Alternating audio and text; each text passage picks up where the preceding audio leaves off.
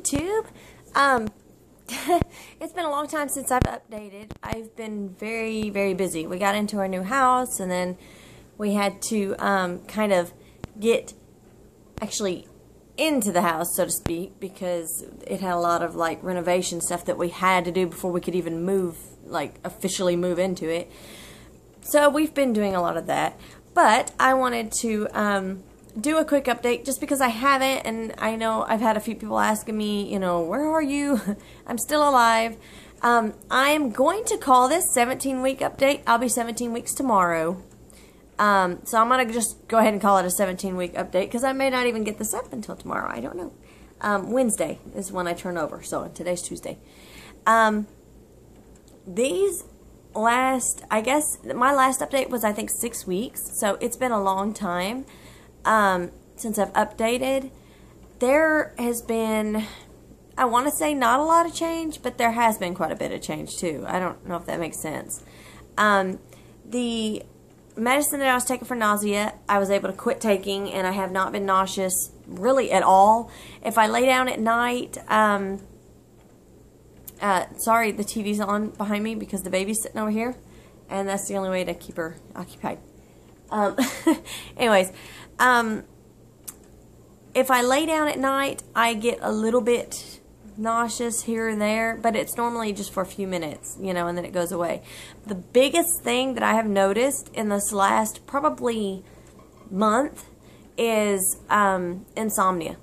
I can't sleep. I will be completely exhausted, just like my eyelids burning, so tired, lay down in bed, and I mean, I normally lay down about 9:30, maybe 10 o'clock, something like that.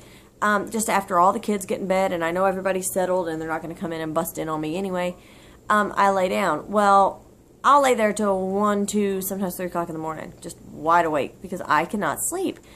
I'll say again, this is my 5th kid, and I have 4 girls right now. Never had that problem again, so we're hoping maybe it's a boy symptom. I don't know.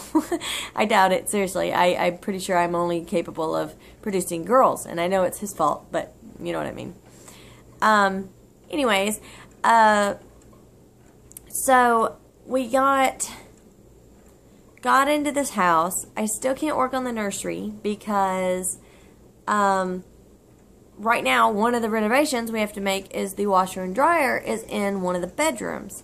The people that we bought this way, it was an estate sale. The older lady that owned the house before, of course, passed away. And she couldn't go down the stairs where the washer and dryer used to be, like in like the den area. So she had it moved to a bedroom, which would be great if I didn't need that bedroom. And right now I have the baby's bed, Jesse's bed, in there. Because it's, you know, it still has plenty of room for all that, but I can't put 2 babies in that room. So my oldest daughter is in the room that they're going to be in, but I don't want to, you know, have to put her in there with a washer and dryer because the baby's never in her room and my oldest daughter's in her room all the time. So after we get that moved, then we're going to swap everything over and I'll be able to start the nursery for Jesse and the new baby. And I've already got the crib, I've already got all the furniture. It's just not put together or anything yet because there's no point in setting it up just to move it. So trying to think what else there has been. I really had all this written down and I left my notepad in my car. So I had my early glucose test because I had gestational diabetes last time, which was a first for me. At the time of 4 pregnancies, that was the first one I'd had it with. So they went ahead and did an early glucose test this time, and it was negative. So I don't have gestational diabetes as of now. And they'll do another test when they regularly do. So we'll do one when we come up to that point. And hopefully it'll still be negative and I can still eat like a normal human being because that was awful on me. I mean, I know it was healthy and I lost a lot of weight, but I haven't gained a lot of weight right now. As of right now, I'm 4 months and 1 week and I've gained about 4 pounds. So, I mean, I don't think that's terrible. And I'll show you my belly. I am showing, so, you know, I'm hoping it's just baby. Or at least, maybe, you know, a pound of it at least is baby, but I don't know. I know. trying to think what else is going on. Oh, in this last 6 weeks, I have quit work because we moved kind of far away from our parents, which, not far, but like 45 minutes away, as opposed to being, you know, living in the same, on the same lot, because my parents were living in their trailer right next to us, and, or in their RV right next to us. They're having a house built, so. But they moved out to their land where their house is being built, and we moved into this house, and, you know, we're about 45 minutes away from them, so now it's almost impossible to have somebody here as early as I would need them to be able to leave for work, and to pay for childcare. That's all I was really making anyway, was about what I'd be making for childcare. So we made the decision. My husband actually got a second job, and he's trying to, you know, work with that, doing very well, but of course he's working himself to death. And then I'm staying home with the kids and kind of trying to get everything accomplished here that needs to be done, because I was falling behind because I'm pregnant and I have a 5-month-old now, and, you know, 3 other kids that 2 of them are in school. One of them, this is her first year. She's in pre-K this year, so she, you know, she doesn't go to school at the same time. She goes to school an hour later than the other girls and gets off the bus an hour earlier. So it's kind of, I've always got to be home to pick someone up or drop someone off or something. And then plus my 4-year-old, well, she'll be 5 tomorrow. She's in cheerleading. The other girls were in softball, but of course we moved here and we didn't get them into fall ball in time because we moved to a new area. I'm still driving my 5-year-old out back, you know, an hour away where she had cheerleading, because we know the people out there and she really enjoys that team. So I kept her in that team for this year. So maybe next year I'll switch her. Anyways, I keep going off on these rants. Back to my pregnancy. Cravings. I have had some cravings, but they've all been for fruit, which my second daughter, I craved apples all the time. And they had to be a certain kind of apple. I don't know how you say, like, Gala? I don't know, G-A-L-A apples. Those are the only ones I like. And I don't like the real big ones because they're too sour. I like the small apples, like the bags of them that you can get for like $3. And I can literally eat that bag in like 2 days. And it's a whole bag.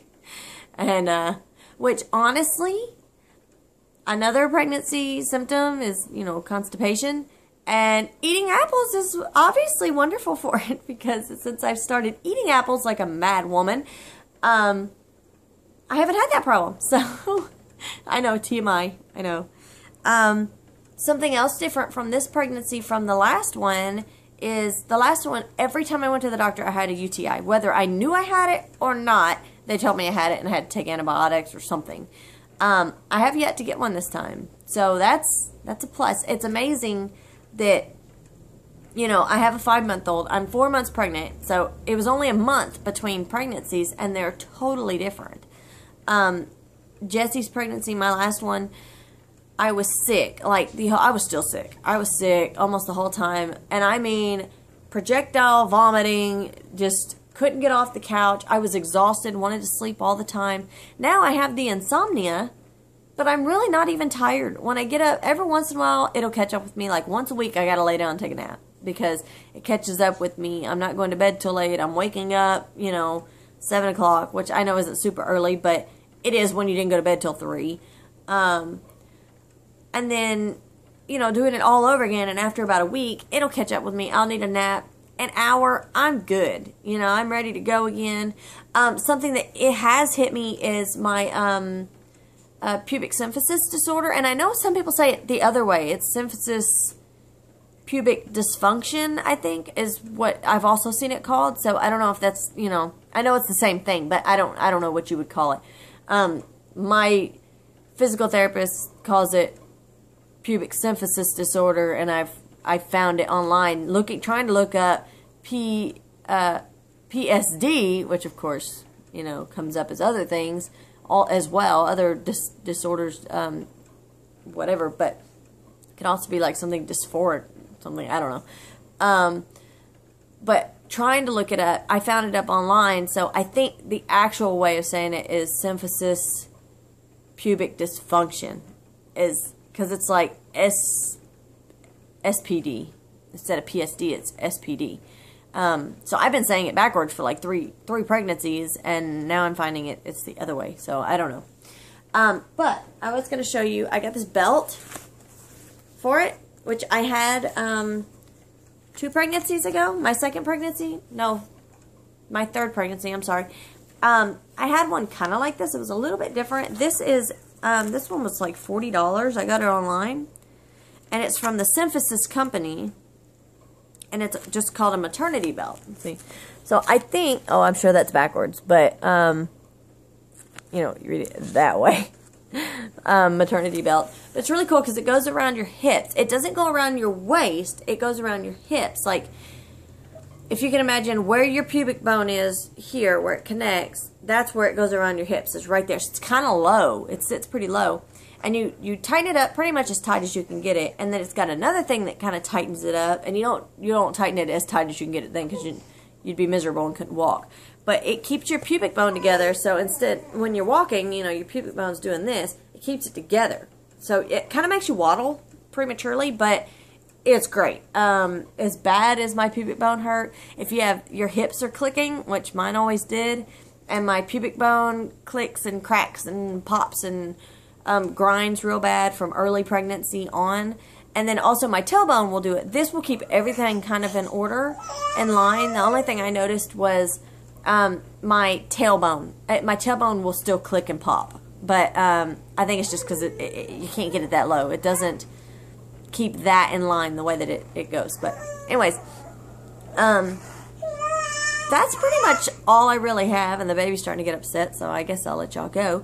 But I'll let you see Jessie Faye before I switch over. I gotta do it this. Oh, I'll show you my belly too. Say hi, Jessie. Say hi, Pumpkinhead. Say hello. Hello. She's silly. She's fixing to get a bath and she doesn't know it yet. So I'm going to try and show you my belly. Let me see if I can't. Kind of a bad angle, but and I kind of, maybe if I stand over here you can see a little better. There you go. And there's my belly at 16 weeks. What, 6 days, I guess? From the front, and from the side, and then I have a very pointy belly, which I always do early when I first start showing. This right here always flattens out and then it points out, and that's just the way my belly's always shaped. It kind of has like this little lumpy thing, and it always does that, and about this far on, you know. Honestly, that's why I wear these little belly belt things, because it helps to round it out, and it looks more like I'm pregnant and not just got a fat belly. But anyways, I will try to do another what am I trying to say? Another update next week, maybe next Wednesday, which I would be 18 weeks. Now that I'm not working, it should be a little easier. I just have not, like I said, have not had a day to do it. But I'm going to try to get back on the ball with it. Oh, movement. I didn't tell you about this. I have felt the baby move very, very little. I think if this were my first pregnancy, I wouldn't even know what I was feeling, because you can it kind of has like the little bubble feel, and it's really, really low, close to my pubic bone, and over to the right side, I can feel it. Mainly when I lay down, or when I've just been sitting like on the couch real still and, you know, watching TV or something, I notice it. But anyway, I wanted to throw that in before I forgot, mainly for me, because I wanted to be able to look back later and know when I started feeling the baby.